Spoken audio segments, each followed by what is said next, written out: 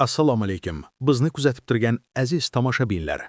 Bugun O'zbekiston Respublikasi Markaziy banki 16 dekabr uchun xorij valyutalarini so'mga nisbatan qiymatini e'lon qildi.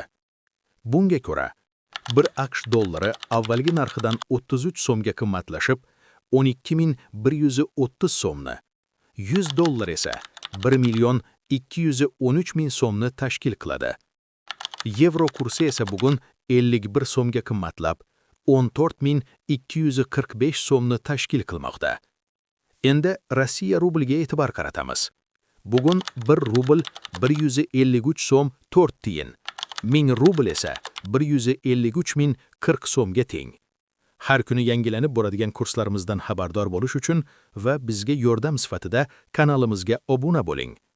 Videoga like bosishni ham unutmang.